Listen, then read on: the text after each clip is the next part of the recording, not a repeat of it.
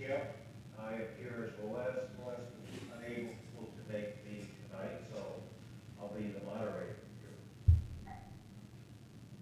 Can you guys hear me? Yeah. Okay, good. So tonight, our guest is Susan Onysko, and she's very well known for her travel photography. However, she also engaged herself in a project about 10 years ago, going to all the states in the United States and photographing cosplay. So she's going to define for us what cosplay is and how you go about photographing. So with that, I'll turn this over to Susan. Awesome. Can you guys hear me okay? Yes. Perfect. Perfect. Well, first off, thanks for attending this tonight. I know it's cold and snowy in Ohio, so it's not like we had much else to do. Thanks to Skip for inviting me tonight.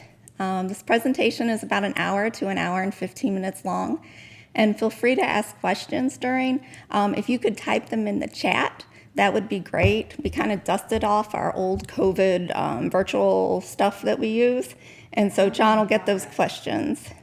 And he'll put them up in front of me, and then I can answer them. And I will answer any and every question you have if I know the answer. So tonight we're going to talk about cosplay photography.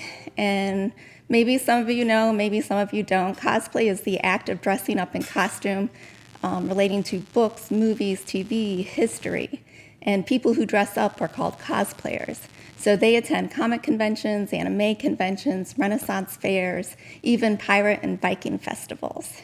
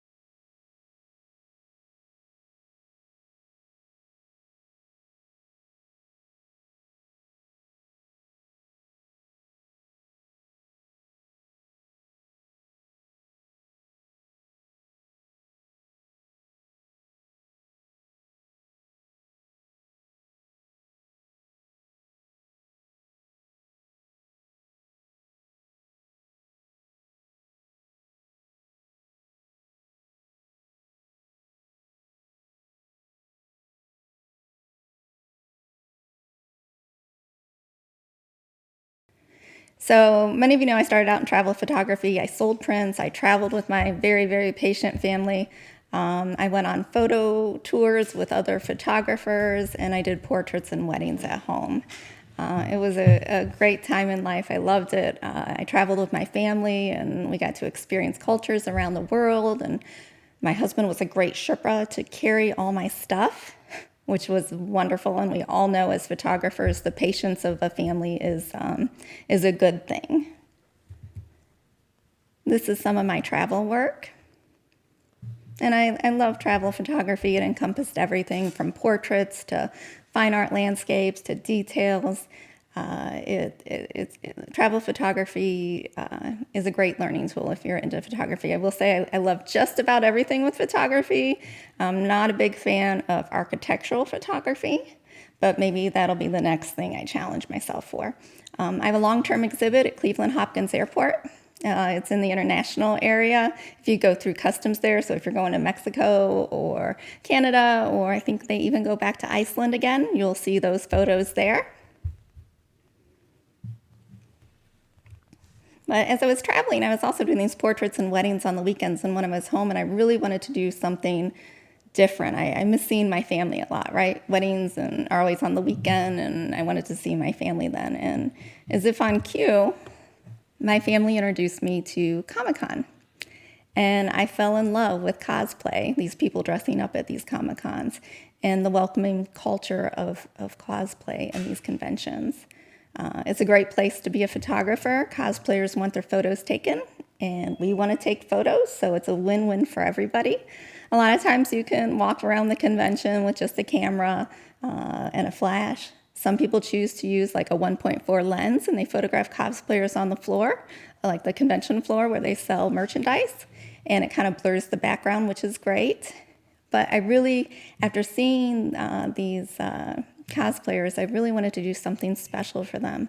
I wanted to make them feel like superstars, rock stars, because they are sewing their costumes, they're 3D printing their props. It's like a melding of old and new culture, and it's just amazing to see, as you'll see in some of these photos. And my kids, of course, got into cosplay, and that's what got me into it. In the beginning, my family was my assistants, and that was fun. They were great assistants, though, and I was very thankful. We kind of all learned along the way with this project.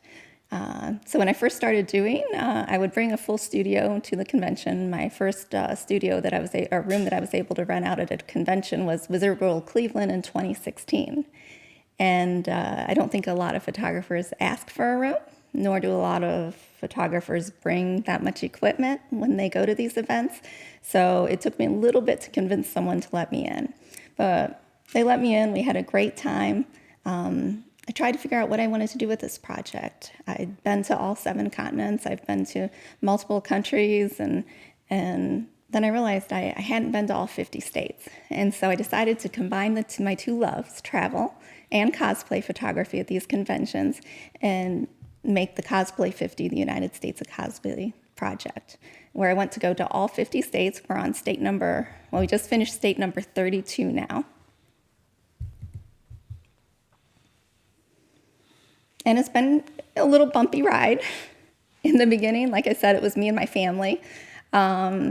We'd pack up the minivan and I'd drive cross country. Unfortunately, my kids had to go to this thing called school, so they couldn't always go with me, and my husband needed to stay home and take care of my kids.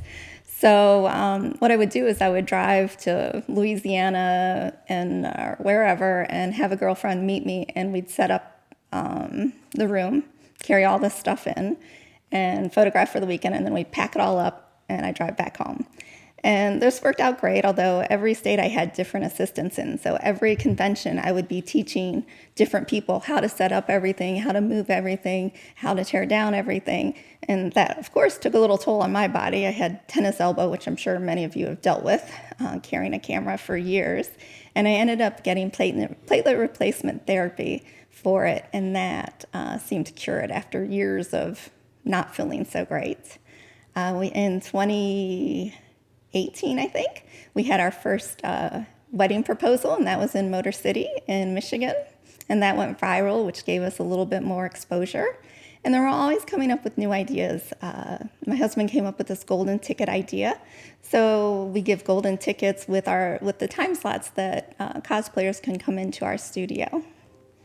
So obviously we got in a little accident going to Montana, kind of tore up my minivan, and we had to get something a little bigger then. But like I said, it's been an adventure. We've met Spock, obviously, right?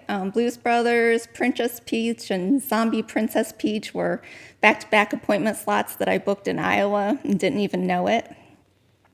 I have a full-time assistant now. His name's Sean. He's actually there getting body painted as Venom Deadpool. And I had the chance to photograph some creations by, if you've ever seen the show Skin Wars, it's Avi Ram and Kyle Vest. And they were on the show called Skin Wars about body painters. And they were at Florida SuperCon body painting people at this photography school booth. And we got to photograph their creations. Somebody called off and my assistant stepped in, which was great. We get lots of exercise at these conventions. My family, years later, is still helping me out whenever they can. I've met Mork, I've met Mr. Smee, and I've even got to celebrate someone's big birthday on the bottom right there, the Sanderson sisters. One of them had a wonderful photo shoot with us on a very special birthday. Like I said, we've grown, we've gotten bigger. We now have a Sprinter, which carries our stuff. We're not destroying our family vehicles. And we even, in Louisville, Kentucky, they had kitties for adoption at the convention, and we've even added kitties to our family from these conventions. That's Sammy Blue.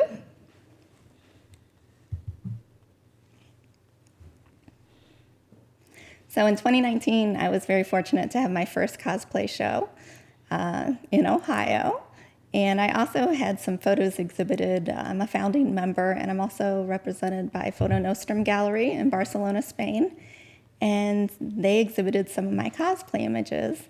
And I also had the solo show in Ohio. And if you see the gentleman in the Captain Jack Sparrow cosplay at the top right of the screen, that was one of the first cosplayers I photographed for the project. And he also, during the show that we had, the solo show in 2019, he did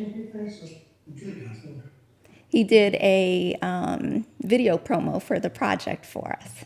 And you can see that on YouTube.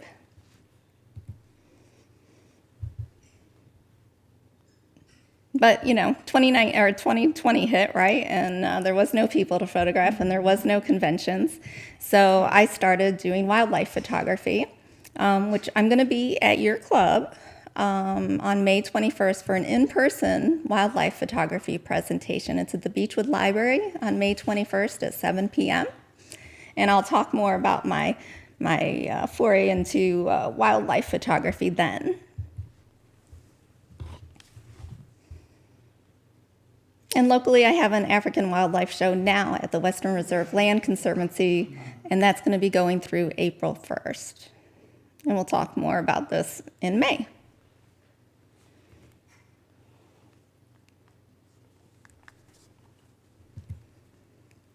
During COVID, we also created a Cosplay 50 app. I was finding that it was very hard to get.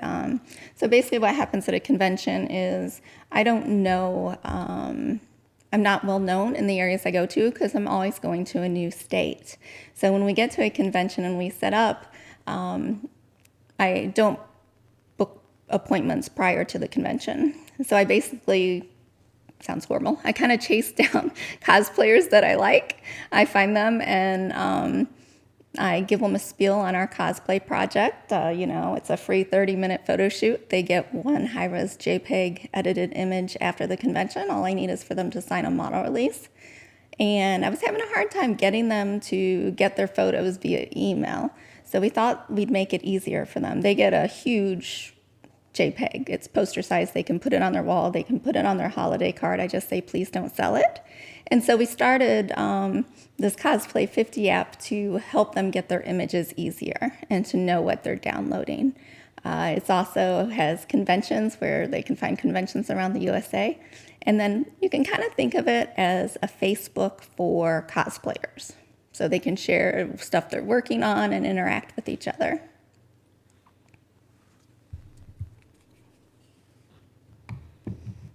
And the app is free. There's no charge. There's no ads. There's nothing to buy. It truly is just how I can get my photos to them. During COVID, we kind of settled up the whole logistics and stuff behind the scenes. I've always had people sign model releases so that they can eventually go into the book. But we have all this information in a handy dandy spreadsheet now, which is great. And then we also have the app.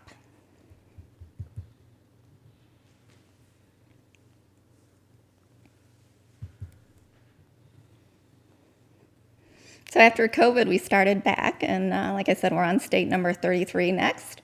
After we got to state number 25, I was super excited. I felt like we'd met like a halfway point and we could actually do the project. It's going to get finished. So we started having cosplayers sign a dry erase board for each convention we did. We also, my oldest developed some cosplay pronoun pins that we use. She also developed some just cosplay 50 pins we can also give out. We have a new sprinter. It's got shelving, so we can, everything has its designated spot and we can get everything in there. We've met Vikings, we've met many group cosplays like these crazy Rococo Disney princesses. You can see photos of the room we set up. And in that room, it's crazy. We now have like over 70 backdrops, which is absurd, I know. A lot of them are collapsible backgrounds. We'll talk about those. You can see them there, and then they actually fold up just like a reflector, which is kind of crazy. So we've grown. I'm going to show you. We had very, very small beginnings. But as you can tell, now we carry about 6,000 pounds of equipment with us. And usually I have between 3 to 6 assistants who are with me. They're pretty consistent at each con. And of course, my family still helps me out.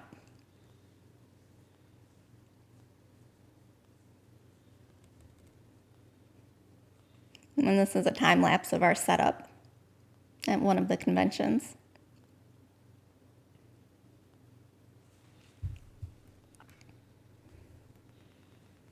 And now for my big announcement, which I'm super, super excited. You guys are the first people to hear about this.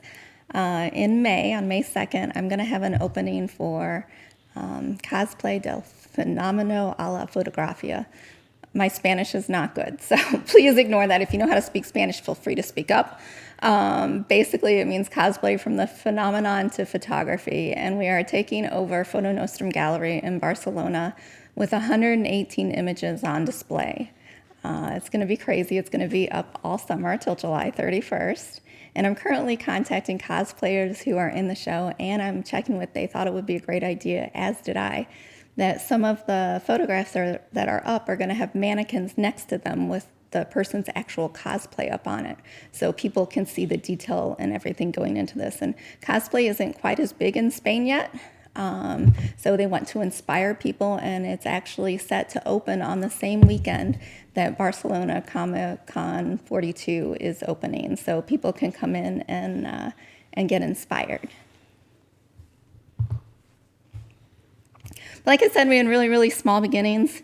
I had a 3-foot octa I was used to using before I got into cosplay. I got this 5-foot octa. This is our very first convention. I had 1 white roll of Savage paper and 2 strip lights, I think. And that was pretty much it. I chose white paper. You know, if you know studio photography, it's pretty easy to make white paper gray, black, brown, depending on your lens choice, changing your aperture and distance to your subject and distance to the background. All that fun stuff goes into it. I found out that my 70-200 is my favorite lens to use at Comic-Cons because it compresses the subject onto the background. And as we photograph larger characters and creatures with wings and that kind of stuff, that 70-200 lens comes in handy. So I love like these white high-key photos, but I really love dark and dramatic photos. And so I created, in the second year I was doing this, the Cove of Darkness. And basically, this is really old equipment here. It's a beauty dish on a boom arm. And then I'd have my subjects sit on that stool, and they'd be surrounded by, these are called Westcott Scrim Gym Booklight kits. Basically now you can use its V-flat world came up with portable V-flats, so that's all this is. And you just have your subject sit there, and basically I had Edward move his head around and got some really dramatic images that seemed a lot like Edward. Same thing here. I used that same setup, except this time what I did was I took a silver reflector and had my cosplay subject hold that in his lap, and it gave these crazy, crazy catch lights on the bottom of his eyes that I think really enhanced the Joker. And then another thing you can use with these white backgrounds and everything, and I'm sure you've heard of these, is gels. All sorts of different color gels. Use it on your background. It gave me so many different options and ways to add color to these images. Purple gel on the left, and then we actually took a gridded light. Again, if you know anything about lighting, this is a grid on a light, and basically it narrows the beam of light hitting the background when you put it behind your subject, and that's what I did on the right with Harley Quinn with the red light. Another thing I love to use is the Lastilite Highlight Illuminated White Background. And this is basically a big white box. All you do is you put 2 lights in the sides.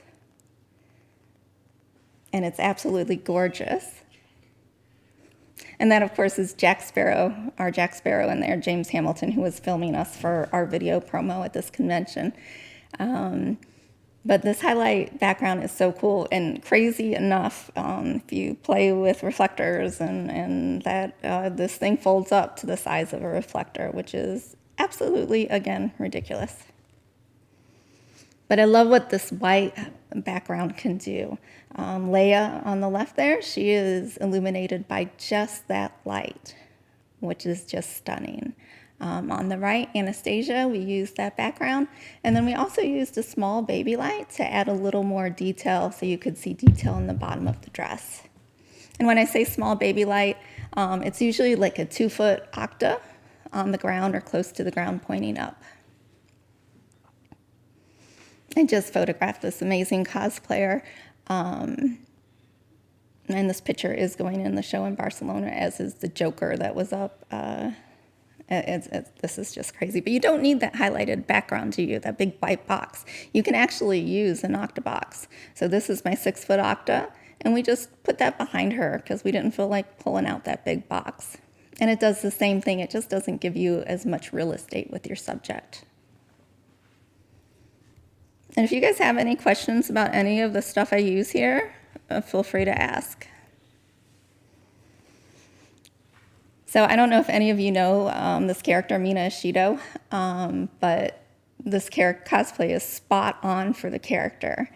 And we had tried this cosplayer in front of different scenes that we thought would fit, and different colors, even gray, thinking gray is a really neutral color, and nothing at all worked until we put her on this white background, and then she just popped like crazy. This is probably one of my favorite cosplay images. And here, the same thing, when I talk about that baby 2-foot octa, you'll see it in a few pictures, that we put underneath. I put it underneath here, and I cranked the power up on it, probably much more than I needed. But what that did was that gave the rim light on her underarms. It made it very powerful, and I think that really added to her alien-esque look. So I have dark backgrounds, I have white backgrounds, I have colored backgrounds, and then I really got into these collapsible backgrounds. And these are probably about 6 by 8 feet. Lastilite, Savage, Denny Manufacturing, a lot of different companies make these.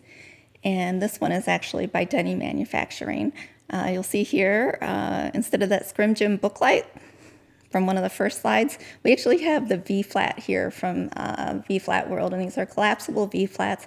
I think they're like $200, but I can tell you it is worth the investment. It's kind of like, do you guys remember when the diaper genie came out?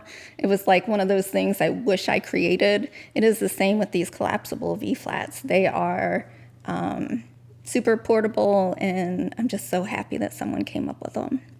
We also added a chimera overhead lantern, which is that big thing above our subject, a little behind. And for years, I worked with using a rim light. And what I would do is I'd put a light behind my subject, put a grid on it, kind of aim it toward the back of the head, back of the shoulders, and really hope and pray for the best. Because the people I photograph in general, they aren't models, okay? They're normal people like you and me. And they don't stay in one spot, they kind of move. And so what I discovered was when I started using this lantern overhead, it was amazing because the spread of the light on the subject allowed them to move in different ways, and there was always some kind of rim light separating them from the background.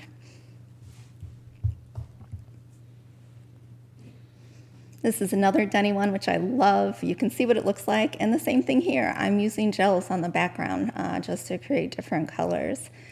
This setup, and another reason why I love this lantern so much is if you look at the lantern above Batman, you'll see that there's a flap hanging down in the back. And what that does is that keeps the light from hitting the background. So I'm able to use gels on the side and the back on strip lights, and the main light or the rim light is not overpowering those gels, and it's letting the blue color become saturated. You can see on the back of the camera there also. And when I talk about a baby light, look at the baby light at the bottom of Batman's feet. That's like a 2-foot octa. And I tell you, when you photograph these characters that are in all black, it just sucks up the light. You would be amazed at how much light you need to get detail into the blacks. And this photo is also in the Barcelona show. Another tool that I've added to my collection, which, you know, that's what photographers do, we collect, right? Is a 4-foot umbrella. And one of the things I love to do with this umbrella is just to add a kiss of light to a scene. I can set this thing up quick. We can pull it far away from our subjects, turn it to like a lower power, and it just gives a hint of light on our subject that we need.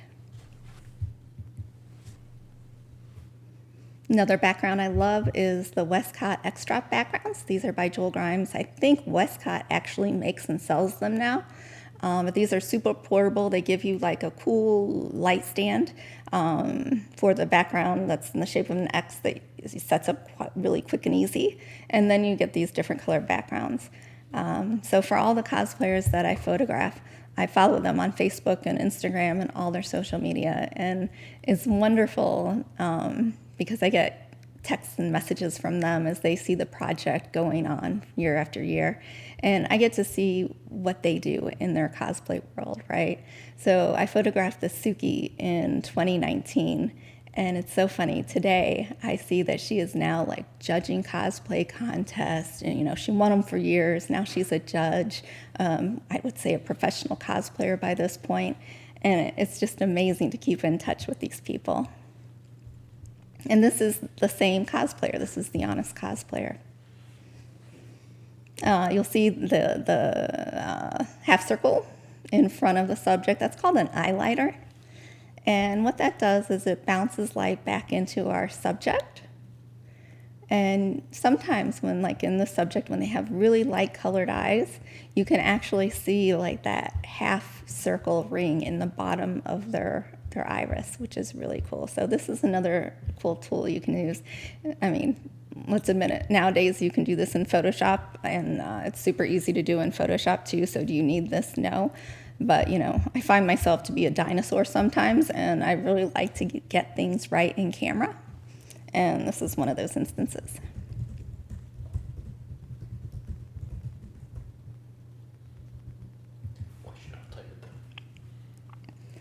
And the same thing here with these backgrounds. You know, I photographed this cosplayer and the wig was astounding, right? And I needed something bright and happy and vivid. And honestly, I just didn't have that color background in my collection. So what did I do? I played with gels till I got something on one of those Joel Grimes backgrounds that popped.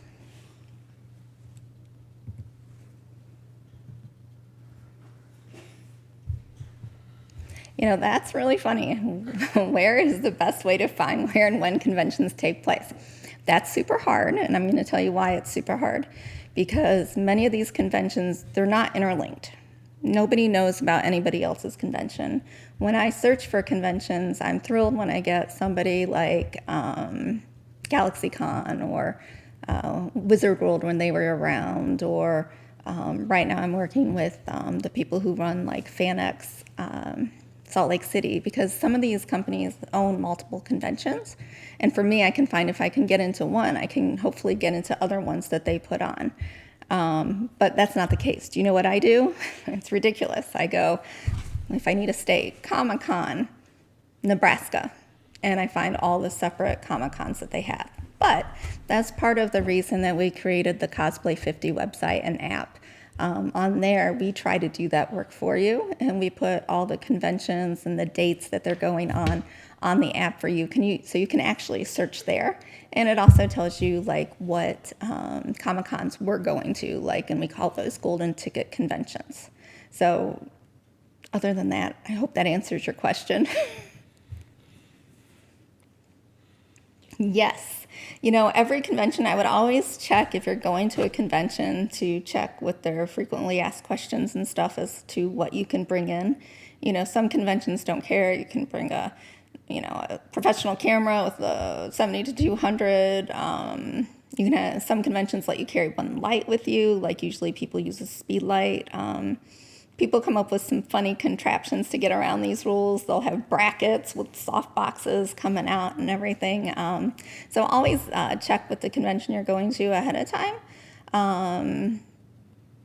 But yeah, and the big thing in the cosplay world is consent. And that is, if you're going to even take an iPhone picture of a cosplayer or somebody, people really want you to ask permission to do that. Now, is that because they're going to say no? No. Like 99.9% of the time, these people are going to say, of course, I'd love you to take my photo, and they'll pose. But, you know, especially now with even iPhones that have like super zoom things on them, I mean, people walk around there, you know, and sometimes in scantily clad outfits. And yeah, we just want to be respectful to everybody there. So the big thing, if you're taking a camera to a convention, even the iPhone, is always ask to take someone's photo. This is really funny. Yeah, that's a great question. In the beginning, it cost a freaking lot. Conventions didn't know me, and price would range anywhere from $200 to $2,000. Now, since I've been doing this a while, and I have quite the portfolio built up for images, and I send tons of information, and I'll show you, like, when we go to conventions and I go up to cosplayers to ask them if I can take their photo, and I also send all this to the conventions I go to. I have a little letter front and back that tells them everything I do with their photo, how they get the photo, what the project is about. Any frequently asked questions I get are on there. What I do with the photo, how they get the photo is on there. They get one of these handy dandy golden tickets. They get business cards with my contact info, and I have business cards that I give out, and they all have like examples of my work, which that is so out of focus. There, it's in focus. So we give that all to them, and with the portfolio I have now, we've been super lucky, and we've been actually getting into conventions free. And conventions have been donating rooms to us, which has been so nice lately. I cannot tell you. I mean, we still pay out of pocket for this, for hotel rooms and that kind of stuff. But yeah, running rooms is expensive. Some conventions will let you set up in a hallway. It really depends on the convention, and you can do some photographers do like a green screen in the hallway. But just know, like, you're in a hallway. People are going to walk in front of you, that kind of stuff. Any more questions? Those are good questions. So I'm talking about background still. Another background company I love is PhotoPie, and they do cloth backgrounds, like the snowy scene here, and they're actually wrinkle resistant. And I can actually attest to the fact that they are wrinkle resistant, because we will fold these things up. They're tagged. If you notice that tag in the upper right hand corner, it tells us what they are. So they're all folded up into a roller bag, and we just pull them out at a convention. Now, I won't use one of these for 3 or 4 months, and then we'll pull it out, and it still looks pretty darn good. And the same thing here. We can also put gels on those scenes to make it a different color. Another backgrounds that I love, Denny Manufacturing, they make painted canvas backgrounds, they have these scenic backgrounds and they are simply beautiful. This cosplayer, he's actually in the cosplay show and he's actually donating his outfit to be shown during the show, which I'm so excited about. He built this creation entirely from scratch, 100% from the ground up, crafted from raw materials, which is just ridiculous. When we want to talk about photo technique on this photo, one of the things when you're photographing really metallic, shiny objects, I don't like a lot of shine. So what I did here is we have our overhead light, which is lighting our background in the top of our subject.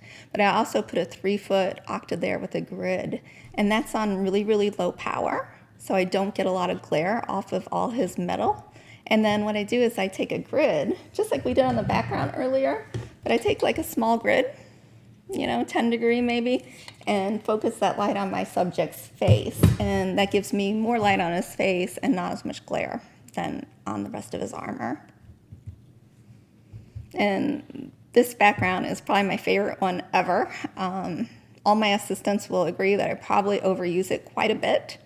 But we've got these beautiful gray clouds in back. You know the technique now. I can make those clouds any color I want with grids and my strip lights on the background. And for years, I stuck to the rule. Your subject needs to be so far from your background so you don't cast shadows on your background. And finally, I'm like, screw it. So this last convention, I said, well, what if I put my subject right on the background and use a harsher light on them and get a shadow on the background? And I think it really, really worked here for this Snowstorm photograph. Snowstorm is actually going to be in the Barcelona show also. She doesn't know that yet, of course, but I'm going to be emailing everybody. So, but yeah, and also just these plain black or gray background clouds look amazing. We can change it purple. We can change it green. Loki here is also in our Barcelona show. Here's another behind the scenes. Another tool that I like to use is a flag. You'll see that when you look at the behind the scenes on this image, we have that baby light on the ground, and that's illuminating the lower half of the image and her cool sword that she made. But the thing is, I don't want that sword to be super shiny or have hot spots in it. So what we do is we use a flag, which is really just like black cloth on a frame, and no light can go through it. And that's how we block the light from hitting the sword here. People ask when I go to conventions, how do I find people? Like I said, it's cold calling people on the floor.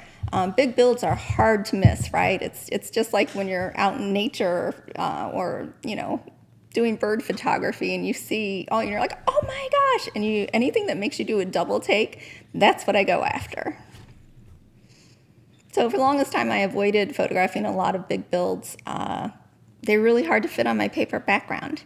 And my paper background would get wrinkled and we'd go through a lot of paper. It was really, really challenging. And I even, I think some of you probably heard, you take the tip, you have like a 4x8 melamine board that you slide under your paper, but that would even slip. And, in this instance, I have someone in a wheelchair and their dog. And once I get them into position on the backdrop, I'm not asking these people to move. And as you can tell on the left, like that paper is just super wrinkled and horrible, but there's absolutely nothing I can do about it. So what would happen is it'd always mean that I had a lot of work to do in post. Sometimes it would work, but sometimes I would work in post for hours fixing these gray paper ripples. And then COVID hit, and I was working out at home, and I got this portable dance floor to work out on, and I thought, that could solve my problems at conventions. And so our first convention after COVID was 2021 in Huntsville, and I took that floor. And so they're 3x3 squares. They weigh about 18 pounds each, and I can't imagine life without them now. This Doctor Who cosplay, Davros, that was a machine coming across the floor. And I honestly don't know what would have happened if we'd have had paper, if it would have even ate the paper. I have no idea how that worked. So I was so thrilled. It always made it worth it to get that floor when I see photos like this. Now, when we talk about flash, and some of you may not know this, when we use flash, if we were to take a picture without the flash, the room would be black. So we're adding light just where we want it. So what happens is when cosplayers like this come in with something that's illuminated, like for him it was the ground and his keyboard there, usually flash kills this. So one of the techniques here that worked was I just feathered the lights up. So they weren't hitting, they're both gridded, so they weren't hitting the floor, so you could see the ambient light coming off of his body. When I started using this floor then, I also discovered gravity backdrops, and I'm going to tell you they are expensive. But once you get one, it's all you want to use. They are simply gorgeous backgrounds. And the nice thing is the large ones are 9 feet, the extra large are 10 feet. I mean, the cosplayer on the left here, this Ben Franklin mashup Warhammer 40K, that cosplay was over 8 feet tall. I mean, they had a hard time getting into our room. But with my floor and with these gravity backdrops, it's super simple now. I love photographing big builds now. This ATRT Star Wars cosplay, it was so cool. He actually, that front blue area, you can't see it from this picture, but it's actually a desk inside there. Okay, there's like a desk, and what he can do is he can keep his food there and his snacks and like everything he's doing during the day, like his little program, like all that, he can keep there, which is super creative, right? And all these cosplayers, especially the big builds, they usually do cosplay contests, and I'll explain more about that. But usually at a convention on Saturday night, they have the cosplay contest, and they're all kind of run differently and structured differently, but if you're going to go one day to a con, I suggest to go on the day of the contest, which is usually Saturday. And what happens is, like people are in a master's division, they have to build a certain percentage of their cosplay. And they also have to provide like lookbooks that tell you and show you and give you a guide to what they did on their cosplay, which is a crazy amount of work to do. But you can see it pays off. So I have no paper anymore. It's less editing time for me, which I love. All 3 of these cosplays are in the Cosplay 50 show in Barcelona. Chewy actually there, all those are hand sewn into this cosplay. So people, they do a lot of work for these cosplays. Never seen anything like this. You know, I always think ever since COVID, happened and the time off everybody had from cosplaying, I feel like it kind of revived the cosplay industry because they came back more creative than ever. This was a cosplay, and this girl and her dad worked on it, and she would actually climb through the back of it, which was absolutely amazing. And this is another image that I'm going to have in the Barcelona show.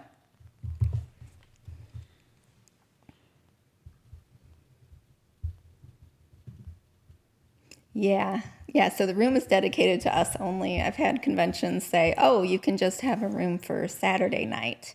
And, that's hard for us. It takes us many, many hours to load in and set up. But like if I get a room, I have to get it for us for the whole convention, all 3 days. And what we do is we do 30-minute time slots. So everybody has their time they come in. We set that up ahead of time. I take some walk-ins, not many. And 30-minute time slot, a lot of cons will let us stay late. So like Saturdays are always hard for us because it's the cosplay contest, and there's so many amazing cosplays that come in on Saturday. And I usually go to the cosplay contest, which is on Saturday nights, and I'll find like 10 people or more there that I wanted to photograph and never saw. And so a lot of conventions will let us stay open late, and then we can bring more people in. I hope that answers it. Oh, that's a good question. When I have that answer, I'll get back to you. Yeah, I'm definitely not making a living from these events. And I see what other photographers charge for these events, and I can tell you that I don't think they're making a living doing it either. The cosplay world is fantastic, but as you will see, some of these cosplayers, they'll spend thousands upon thousands of dollars on their cosplay. So they can, it's hard to even scrape up money to probably buy a ticket to the con. I've had some people who come in on Saturdays and I'm like, oh, are you going to be here tomorrow? I'd love to photograph you since I missed you. And they're like, oh no, I'm just here for one day. And they're there for one day because they can only afford to come one day. I've tried to monetize it in the fact that you get your one free photo from me. And if you want more, it'll be X amount. And I'll say, because for me, I'm giving them like their sitting fee for free, and I'm giving them one photo for free. And their editing time. So I figure I can charge probably $125 to $175 for another additional photo if they want it. And I still have yet to have anybody take me up on that. So what's in it for the cosplayers? I truly think the cosplayers, they feel a connection not only to their subject, but to other cosplayers out there. It's like a whole fantasy world when you go to these conventions. And I'm just going to say it, like, the world sucks right now. And I love going to these conventions. It's like being swept away where there are no cares. You're not worried about political stuff. You're there, you enjoy certain fandoms, and you're with people who enjoy these fandoms. And like for me, it's reliving some of my childhood, right? I photographed Strawberry Shortcake. Like, there's voice actors, there's guests from your favorite movies. You can get your picture with your favorite movie star. It's a bit of escapism, and it's a community. And I think, like, when I photographed travel, it was like I photographed people based on geographical location, like your tribe or your people, right? But because now we're also interconnected in the world, like, this is their tribe going to these conventions. And they'll have cosplay meetups where it'll be all the people from DC Comics or all the people from My Hero Academia. And they'll have meetups, and you'll meet people from all over. Whatever state you go to, you'll meet someone from, New York and Florida. I mean, it's quite the community, and I think that's what the cosplayers think too. And if I'm not fully answering your questions, I get a little winded, feel free to ask it again, or tell me I didn't answer it properly for you guys. So another thing I think we all look for is lookalikes. This is another tool I love. This is a 6-foot aluminum chrome indirect light modus softbox. It's called one of the most beautiful lights in the world. The light is different from other softboxes. The light actually points into the softbox. So it's even softer because it points in, reflects off the big silver inside, and then comes back out through the front. So it is a beautiful light. This is Nightingale Vixen, a cosplayer I photographed for years and years at conventions and in my home studio. And this is the same person, right? One of the things I can't look away from at a convention is someone who looks like who I think they are. Like, they make me go, is that Linda Carter? Like, is that Gal Gadot? Also at these conventions, they have costuming organizations. There's some for the Star Wars, which is called the 501st Legion, and it's dedicated to the world of Star Wars, and it's very strict. Like this Amidala cosplayer, like her cosplay had to be like screen accurate. Like, I think they have to get approval that they can be in this organization and get approval for what they wear at events. And they also have another charity organization, and that is for the Ghostbusters. So usually at conventions, there's always a Star Wars group and there's always a Ghostbuster group. On the right here, Mega Rar, we were in Washington, D.C. at AwesomeCon, and they had someone there from Hero Hair. Now, Hero Hair, if you Google it, they do like wigs and stuff for movies. And they also have a section that does these for cosplayers to look like whoever they're cosplaying. And it was crazy. It's screen accurate custom wigs and facial hair. And, their prices, average, I think, on about $2,000 for a wig.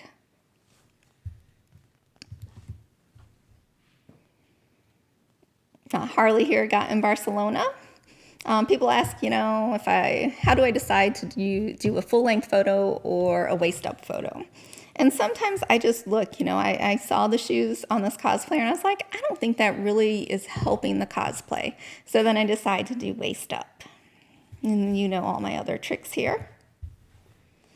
Peach in Barcelona here. One thing that happens that I can tell you if I had a child or I was a kid at a convention, wonderful Princess Peach here was surrounded by 4 incredible toads. And it was simply adorable, and I'm still working on their group photo. Group photos are still hard for me because even with these big backdrops, it's hard to fit everybody.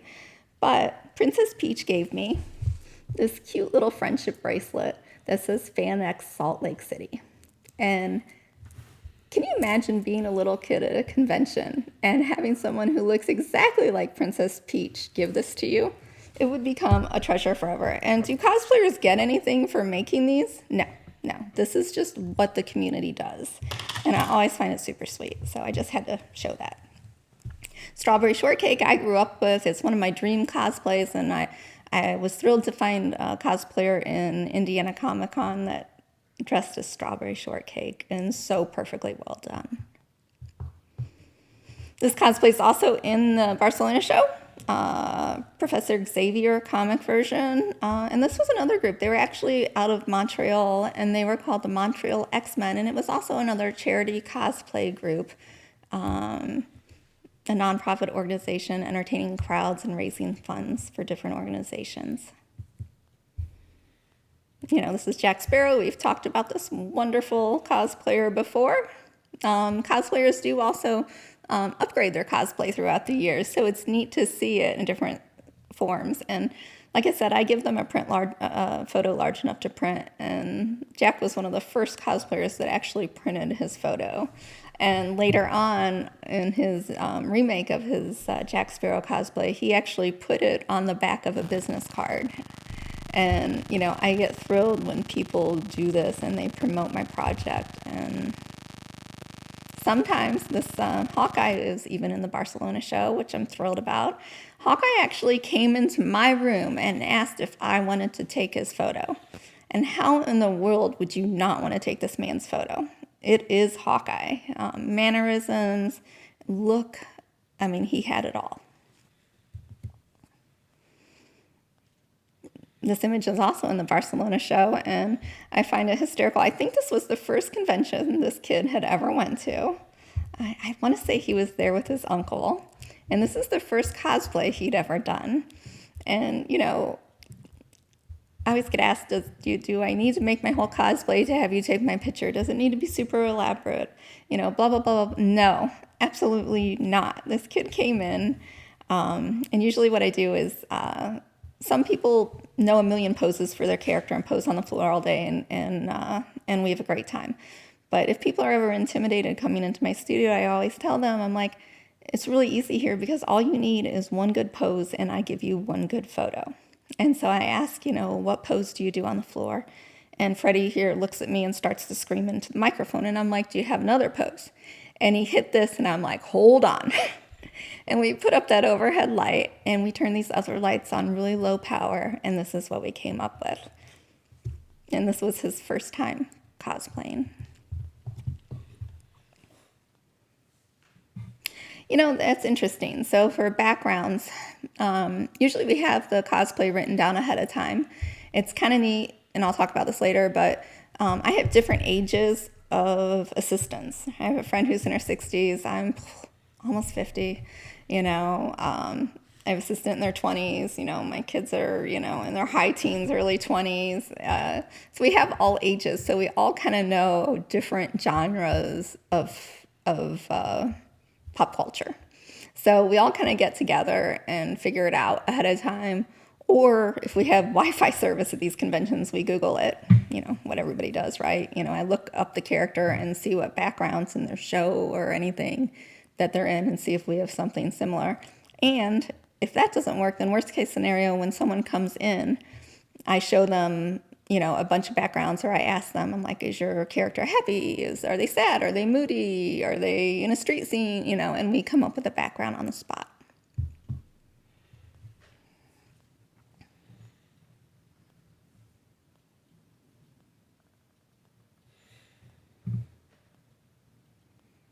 I guess it depends. If you're photographing full length, I guess your floor is going to make a difference.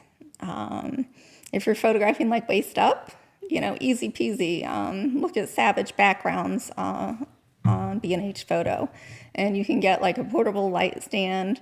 I think Savage makes portable light stands. It has 2 light stands and a pole across the top, and then you can put your paper roll on it and just roll it down. Easy things to start with. It depends how much space you have. I like 3-foot octaves personally.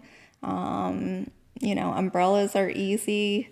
It really depends where you want to start with this. If you want to go, like right now, all the rage is like continuous lights, right?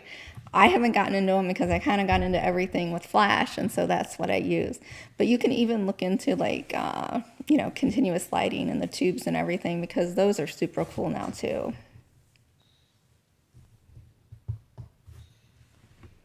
And then of course, sometimes you get someone like Spock. And Spock is actually a Spock impersonator. He goes to Star Trek events and impersonates Spock. You can hire Spock out for the day. So he's also in the Barcelona show. And then this is a professional cosplayer that, I'm going to admit I was a little starstruck on for years. I followed him for years, and I really wanted to photograph him, and we happened to meet in Atlanta this year, and I was thrilled. And I always like to think of this cosplayer, and you wonder, like, what can these cosplayers do who do this, right? Like, how can they make a career of this? And, he's a professional cosplayer, so he goes to shows, he judges, he has a booth there. But now he is also a makeup artist for film and TV. And that's where cosplay can take you, I feel. So I changed the background in post. I wish I was super competent in Photoshop. I would say I've never had a Photoshop. Well, no, I guess I've had a Photoshop class, but I've never had like schooling in Photoshop, like from start to finish. I don't change backgrounds altogether. I don't do green screens. Now, if you know Lightroom, it's pretty easy to select your background and make it darker, lighter, that kind of stuff. Some of my backgrounds have wrinkles in them because I've used them so much, or lines. And, I go into Photoshop and I make a layer and I say Gaussian blur. And then I reduce the opacity, or I paint it into parts that have the wrinkles in it. So in that respect, that's what I do to backgrounds. But changing overall backgrounds, I'm not quite there yet. I still like to do everything in camera as much as possible. Cosplay is for all ages. You don't see me photograph a lot of children. Honestly, it takes more time to get a good photo of them. And I have to work with releases. And, I always have a hard time because at conventions there's teenagers. And once people put makeup on their face, it's very hard to tell if they're 15 or if they're 50. So, and I always need a parent to sign a release if they're younger. So I have to actually pass up a lot of people because I can't have anybody sign their release at the time. But we're going to talk about cosplayers who are my age and older. So I met Cruella in Austin. She was shopping on the convention floor, and I went up to her and said, I'd love to explain the project. I'd love to photograph you. And in complete Cruella character, she said to me, oh dear, I seem to have lost my puppy. Can I find him and we can come up later? And I was like, okay, no idea what that meant. I'm like, she was totally in character. And later on, she actually did come up to my room, and that's her husband in the Pongo cosplay next to her. And they're retired. She's a retired school teacher, I believe, and this is what they do for fun. They travel and they go to conventions, and they make people's day. They make you smile. Triton here was in Salt Lake City last year, and he was there with his wife, who was in a scooter as Ursula, and his mom, who was in a scooter as Sebastian. And I photographed all of them. I still have to edit those, but King Triton here hadn't had a professional photo taken since he was in the Army. And to me, he is the perfect King Triton, and he will be in my book with Ariel.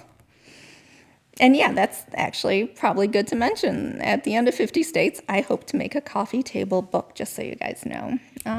It's still pretty far off, but I'm still kind of looking for groups of cosplays that go together. So I have Ariel, I have King Triton, I have I have Mr. Smee, I have a Hook, I have a Tinkerbell. I'm really looking for Peter Pan. I think we made Mr. Smee's day here. He was dressed up for his grandkids, I think. And he didn't know I needed a Mr. Smee for my Peter Pan group. He was happy to pose for us. And Carl Fredrickson here, I met, he was a cosplay professional in Rhode Island, and he handed me a pin.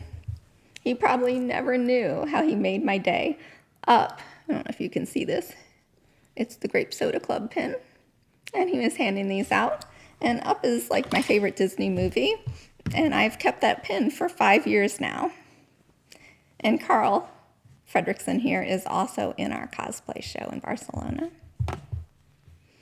Like I said, I have assistants of all ages, which works well when identifying characters. My assistant Sue saw this cosplay on the left and took off running after him. And I had no idea who this man was. And once she said, yes, he's Henry Jones Sr., I was like, oh my gosh, he is. And you can see our overhead light worked really well here. That gave the light on the umbrella and the hat. Theodore Roosevelt works for the Park Service and does a lot of work in D.C. And two of my favorite cosplayers. Indiana was an amazing convention for us. We had Colonel Sanders, who was actually a real colonel. He showed me his card, and I had the perfect backdrop for him. It was actually a carnival stripe background. Who knew that it would work for Colonel Sanders too? And then we photographed Pirate William McBones, and he was nice enough to chat with me a little bit, and I found out that, gosh, I could be going to pirate conventions and setting up, which may be on my list. Something else that really stands out to me at conventions is creative cosplays, and these are anything that makes you stop and stare. Some people make these original creations that will just blow your mind. In Emerald City in Seattle, known as the Emerald City Comic-Con, this cosplayer made the Emerald City cosplay, which had all the elements of the Wizard of Oz, right? Yellow Brick Road, Emerald City, and, just brilliant creativity. Here we have Claws in Effect at Holiday Matsuri. Holiday Matsuri is an interesting convention if you love the holidays, Christmas. Holiday Matsuri is all holiday-oriented cosplays, and it's down in Orlando in December, which is the perfect time to go, right? So what happens, if you know a lot about Flash, we talked a little bit about it before, is I'm making the room black when I use Flash. Light is only hitting what I want it to. But by making it black, it also cuts out all the ambient light in the room. So when all these cool cosplays come in with these props that light up, I don't see the light. And so what I do, it's gotten a little bit better over the years. In the beginning, it took a while, is I take one photo with Flash, then I turn off my lights. I turn off all the lights. I crank up my ISO. I put it on aperture priority at a really low aperture, and then I use exposure comp to darken that down, and then I take another picture. And then in Photoshop, I put the two together, and that's how I create the glow from their props. Hades here had a button in her hand that made smoke come out of her head. How crazy creative is that? And Senator Anakin here. I love when cosplayers have a backstory, right? He's like, well, what if things had been different for Anakin? And he became a senator. And so he created this handmade, this cosplay for Senator Anakin. Like I said, this cool background. These are actually body paint cosplays that I photographed in Florida, Florida SuperCon, with Mystique Dark Phoenix body paint and it.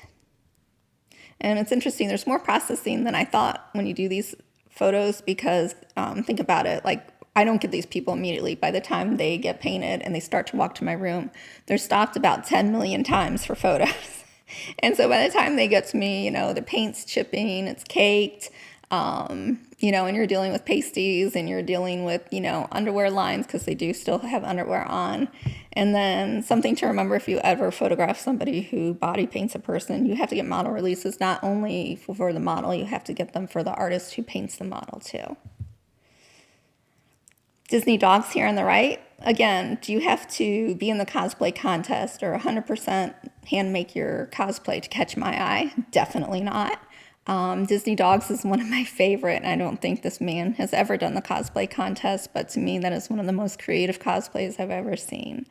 Van Gogh from Fate Grand Order.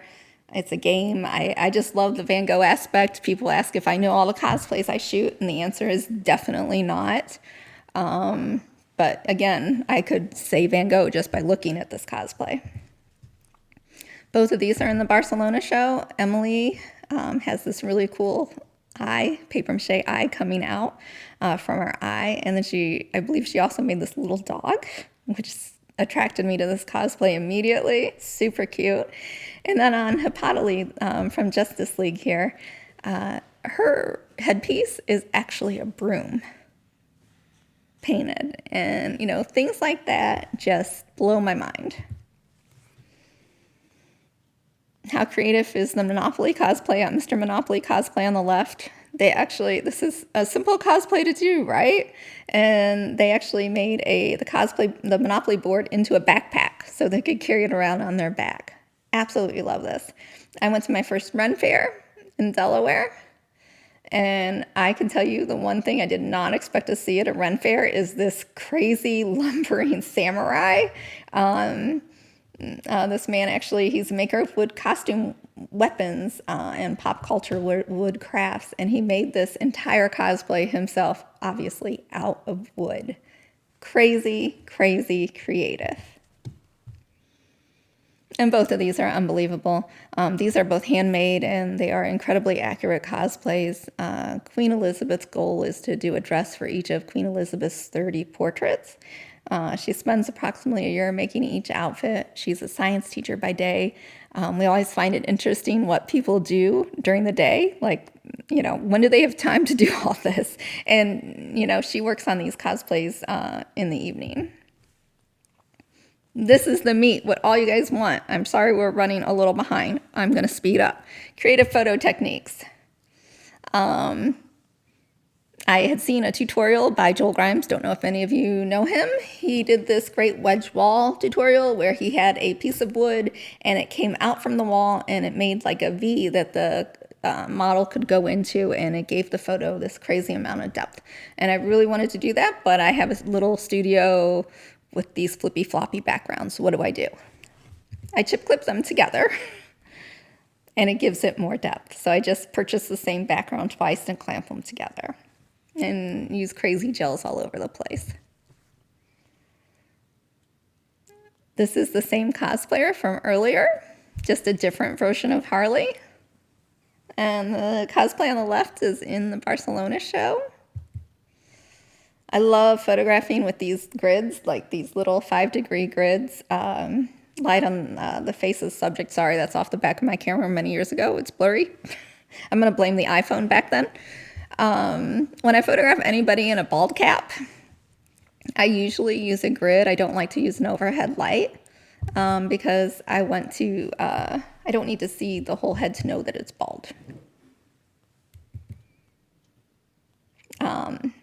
If anybody knows what a star filter is, a crosshatch filter, I'm talking about like say a 77 millimeter, it screws on your camera.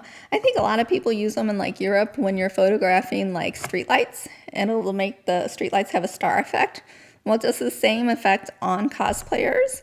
All you do is you use a really hard light source. These are gridded lights on the side hitting the jacket, and And this filter just makes these stars appear, which is absolutely gorgeous. I'm always looking for new creative things to do to make the cosplayers' photos different and interesting. Something I recently got was this optical spot by Lindsay Adler. This kit's about $500, but it's amazing. I'd say it's worth it for the photos I got at one convention for it. I love the heart here and the hard shadow on the background. You can see there's lots of different effects in the kit. And you just stick that on front of your light source.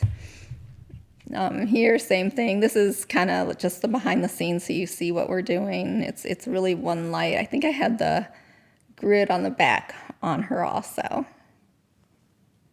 But it gives photos like a fashion feel. Behind the scenes, this is really cool. This is just a sticker pack. And if John puts the camera on me, I can show you.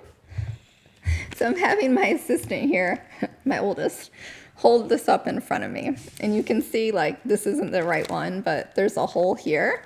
And that's where your subject will go. And you'll have a light behind here. And then you shoot through here.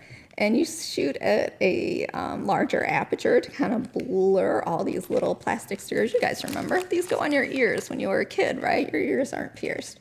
And that's how you get that effect. Lindsay Adler has great tutorials on this stuff, by the way. And I think it worked really good for Elsa here. Another thing I've played with recently is Mylar. And this is just rolled Mylar. I think you can get it on Amazon. And we cut it and roll it out as our floor. It's shockingly not slippery. I don't know how. And I love it on my cloud backgrounds because it gives it this magical, mystical feel. If anybody's been watching the new Avatar live action, yeah, you just love Aang here. And this is another character I would never know about. This is Dawnbeak. And it's a Korean game, I believe. And I love the yellow in this cosplay, and I really wanted to do something with black because I thought it would make a nice pop for the yellow. So we tried putting down black and then layering it with this Mylar, and it gave like a water effect. We also had him walking, which was really cool. Motion, we all love motion. I don't know if this video is really going to show up, but we have a leaf blower that we use on cosplayers to get things, capes and the such moving. And people usually appreciate it a lot because it also cools them off. But this is the effect you get when you add movement. On the left, super simple. If you shoot weddings, you know, I'm having my little girl stand on either side of rose quartz here, and we do the 3, 2, 1 drop. And Mojo Jojo here, obviously, we used an air blower, leaf blower. And sometimes you don't need any of that, right? You just ask somebody to move. You put like 2 large light sources on either side and just hope you catch a beautiful moment. Fog, haze, and atmosphere aerosol. I've used fog before. This was in my backyard, and you know, I love this cosplay, I love this photo, but you know, the fog is just too clumpy for me. So I started using haze from a haze machine, and you can get a haze machine on Amazon. And I love how soft and atmospheric. You get this beautiful atmosphere when you use haze. I love this first image. It shows the power and the intensity of Ray. Ray's actually going in Barcelona too, which is great. But in all my photography, when I photograph people, I always look for in-between moments, like moments when people rest and kind of let their guard down. Maybe they don't even know their picture's being taken. And that's what Ray did here as we were letting the haze build in the room. And I took a picture, and I love this soft, quiet moment we got. So like I said, in my home studio, I use haze. It's not allowed at conventions for the obvious reasons. We don't want Susan Onysko photography to get banned from conventions because I caused a stampede because the fire alarms went off. I always ask, so this is was in my old studio. I always ask if people have asthma or breathing problems before we do this. In fact, in my new studio, we actually have a event. I was trying to think of the word. That takes the smoke and fog and everything out quickly. But so when I go to conventions, since I can't use fog or haze, what I use is this. It is atmospheric. Oh, there we are in focus, and we're backwards. Atmosphere aerosol. Again, you can get this on Amazon. It's $12.95, and it's a haze in a can, which looks pretty cool with photos like Alien here. Oh, let me go back to Alien so you guys can see Alien. There you go. And again, this will be in the Barcelona show. I love this cosplayer. Her and her mom came over. If you remember in the beginning, I had this Daenerys photo. She was like at Wizard World Cleveland, and she was Daenerys from Game of Thrones. And many years later, I photographed her in this gender bend Jon Snow cosplay. And we had it all set up, and her mom's like, "Hold on, I wanna put the snow on the fur." And I'm like, "Oh, okay." And she took out like what is the stuff you use on crafts in the winter to make that snow effect, and she started blowing it onto the cosplay, and I was like, "Oh my gosh, hold on, like I should be shooting this." And so I started shooting it, and it gave this crazy, beautiful, atmospheric quality. And you can see for these overhead lights that I use, these lanterns, they come in all different sizes. This is actually the small one, which obviously works just as well as the large one's just a little smaller. And that's in a 9-foot ceiling. So if that tells you what you can use in your space. And I don't recommend, public service announcement, I don't recommend using this snow. I never used it again. I don't know the safety level of it, but I'm telling you, for the purpose we did right there, it worked wonderfully. Cosplay mashups, gender bends, and crossplay. This is when people combine characters or genres. This is an Ursula, the Sea Witch, and Marilyn mashup, and I loved it. Her catchphrase was, "Souls are a girl's best friend." So creative. You might have seen this in the beginning. These are the Rococo Disney princesses. I think there was 8 in all, and we got to photograph every one of them, and I just love the creativity. I love ball gown cosplays. Again, I photographed so many Harleys at this point. I can't really photograph anymore, so if I photograph a Harley Quinn, it has to be a pretty special Harley Quinn, and this was Princess Harley, which I'd never seen before. So I was thrilled to have her come in the studio. And on the right, we have Spider Belle. Again, a great mashup that I've never seen again. Warrior Ariel and Rapunzel. I did do work on this background on the left. It's just the cloud background with gels, and I did twirl it in Photoshop. So I guess I do a little bit with the background.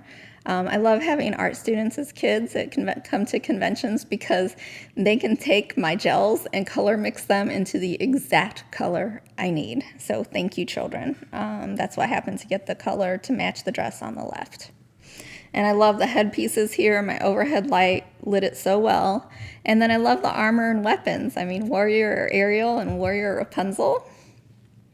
Alice here, this is one of my many Disney witches that I photographed in Connecticut. She's in the show in Barcelona.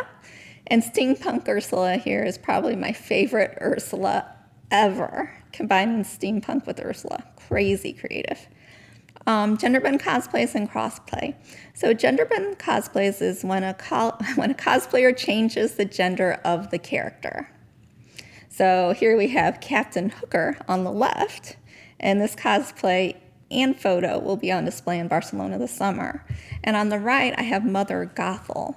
And this is crossplay. This is a male dressed as a female character. And a crossplay can also be the reverse.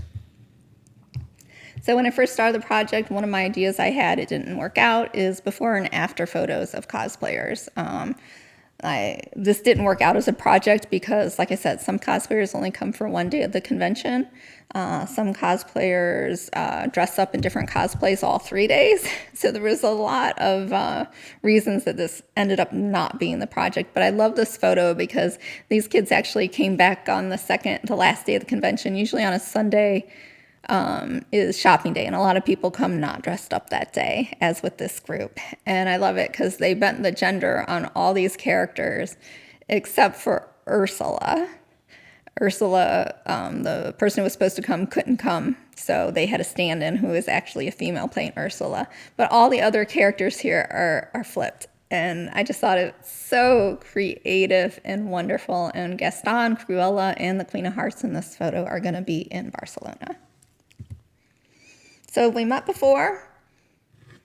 Traveling to different states, it's always a wonder to me when I find the same cosplayer in different states. Arya Stark here, I met her in Madison in 2017. She did 1 year of Game of Thrones. The next year I met her in Chicago. She did another season of Game of Thrones cosplay for Arya that year. And then finally, the last time I saw her was in Rhode Island in 2019, and she did the last season of Arya, all bloodied and everything. So it's crazy how interconnected the cosplay world is. I photographed Wonder Woman in New Orleans in 2017, and she actually won the cosplay contest that year. And for cosplay contests, usually there is money involved. Like they can actually win money and prizes for being in the winning the cosplay contest. But it was really funny because several years later, I went to the holiday in Matsuri, and I wanted to photograph this group from Fruit Baskets.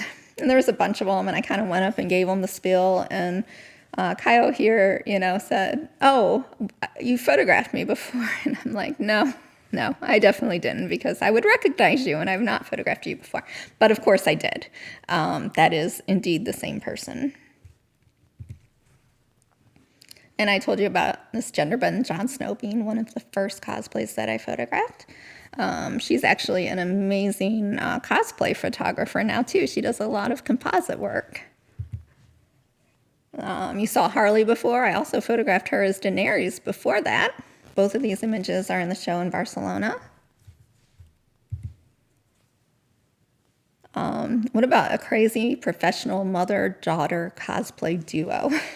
So this is the mother. She photographed her as Captain Fortune in 2018, and that image is going in the Barcelona show. And then this year I met her in Atlanta, where she actually won the cosplay contest Best in Show. And that beautiful Snow White costume, it's always neat when I follow these cosplayers online, because they show you how they progress making a cosplay. And she had been working on this one for a while, and she actually created a beaded snood. I don't know if any of you know what that is. It's basically holds the hair in like a ponytail in back, and it's beaded and in a lot of detail. And, she shows this whole progression online, which I love. But the cosplay, this beautiful cosplay that she wore and looks so happy wearing on the right, was actually 17 pounds. So I don't know if you can imagine the detail and work and energy that went into wearing that for a day, but it's amazing. And this is her daughter. Crazy professional cosplayer also. I loved her Queen of Hearts in Louisville.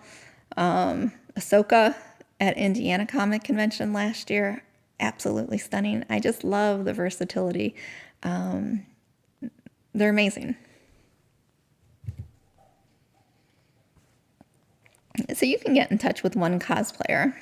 And this is all Nightingale Vixen. I photographed her over many years in all these different cosplays in my home studio and at different cosplay conventions. And it's ridiculous. I think you'd be hard-pressed to tell that's the same person if you looked at any two of these images.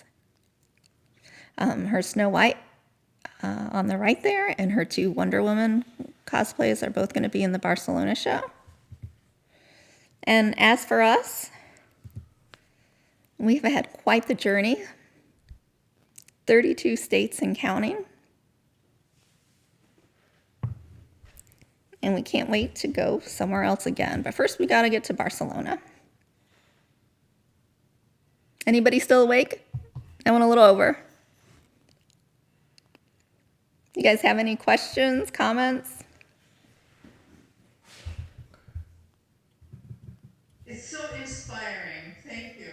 It's exciting. Thanks. It is. It's an adventure, and I never know who I'm gonna find. I do the wildlife stuff now too, and I love the travel and wildlife because I have absolutely no control over anything that happens. Right? No weather, no animals, absolutely no control. And then when I combine it with these cosplay conventions, I have absolute control. I pick who comes in the door. I pick their lights. I pick their background. It's great. It's a great combo of things to photograph.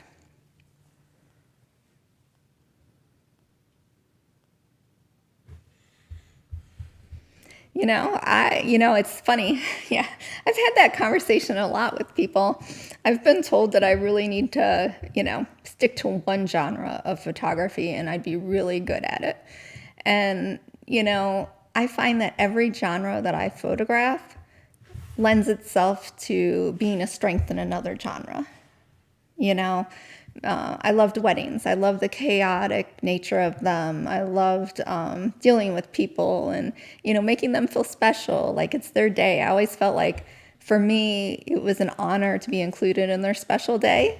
And I kind of feel like that with cosplayers too. Like I want them to feel special, like rock stars. And like a wedding, I stay super busy and do an insane amount of work every day we're there. We're usually putting on like 3 12-hour days at least. So I enjoy not photographing just one type of photography subject.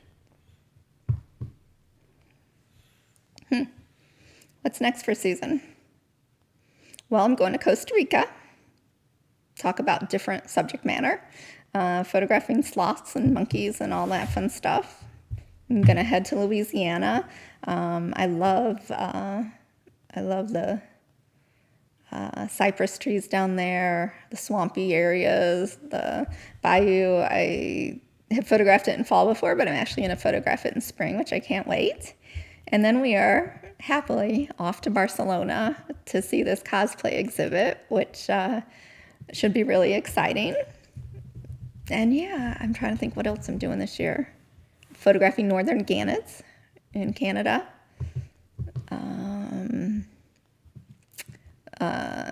Going to Brazil, hoping to see jaguars. And I am celebrating my big birthday this year, and I'm going to go photograph humpback whales, moms and babies in Tonga for that. And those are really my big trips all year. That's a lot, but I like to stay busy. We'll see what state we get to. We might do Salt Lake again for cosplay. I'm hoping to get into New Hampshire this year. The con that runs Salt Lake actually bought Milwaukee Comic Con, so I might go there in the fall. So yeah, we have a lot going on. Recording stopped.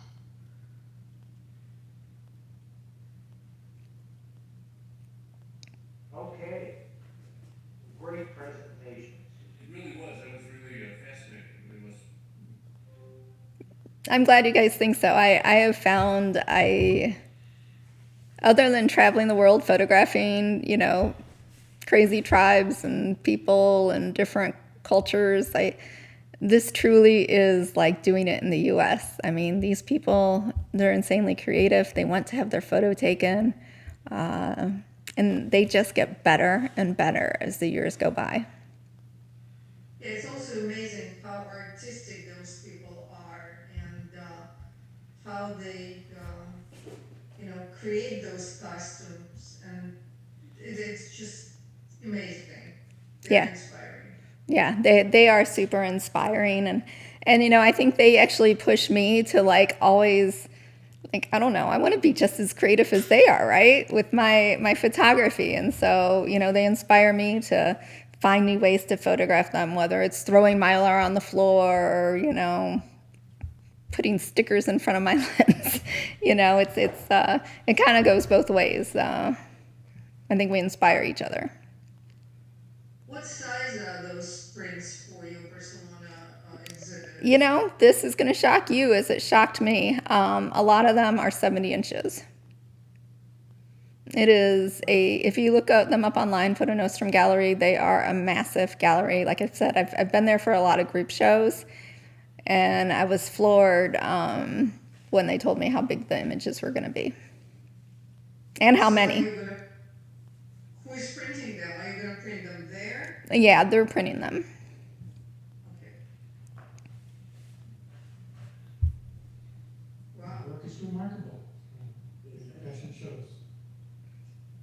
Thanks. Thank you guys for having me. I love talking about cosplay. Oh, and Wizard World, if you want to go see cosplay locally, Wizard World Cleveland, I think, is April 15th to April 17th.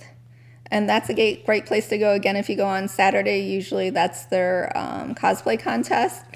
And then there's another convention usually held in June, end of May, beginning of June, and it's at Colossal Con, the water park. And it's a huge anime convention, and it's crazy. Like, and you can get a photographer day pass or pass for the weekend there. And like, it's a water park, so they do like water cosplays, and you can photograph people in the water. And they have like woods around and everything, so it would also be an interesting place to find cosplayers. And So people where come is from that all over. park?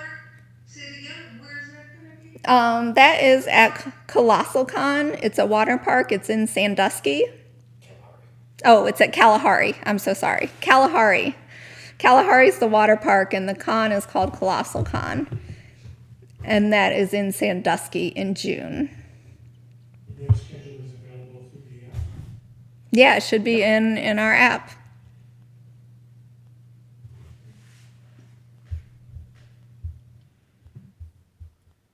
Oh, Okay, that's then, certainly interesting to attend, huh? Excuse me? That would be wonderful to attend, huh? Oh yeah, I mean they have. Gosh, how many people attend that convention? Yeah, it's a huge number. Wizard World Cleveland will be a little smaller, but if you do go to Kalahari for Colossal Con, I think you get your tickets ahead of time because I do think tickets sell out to that, and you will be floored. And the neat thing, you know, the Colossal Con one is an anime convention, and they tend to be a little more risque. And so, like, all these conventions, they put on, like, panels and stuff that you can go to. Maybe your favorite artist is talking about their art, or, you know, like, Colossal Con, like, they have 18 and up panels, so you actually have to show an ID to get into them. So it's even more fun. And like, I swear the Colossal Con opens probably at like 8 in the morning. And I tried to photograph till like 11 o'clock at night, and events probably went to 2 or 3 in the morning. But I had to cut it off because people, you know, they were swaying as I was taking their photo, and their eyes would get really bloodshot. And I'm like, okay, we've got to end this around like 8 or 9. Interesting. But it's super fun. Sounds like it, yeah. Absolutely. Well, thank you. Do they let old people there? They let everybody there. It'll be so much fun. Oh my gosh, it'll blow your mind if you go to that convention. My kids were so excited because they went with me for years, and they had turned 18 as we were, you know, still photographing there, and they were so excited because they could go to the 18 and up panels. Great. Thank you so much. It was very, very educational and inspiring. Awesome. Thank you guys, and I am so happy. I'll see you in a couple months in person. very good. Thank you. Thank you. Okay. Good night, everyone. Night.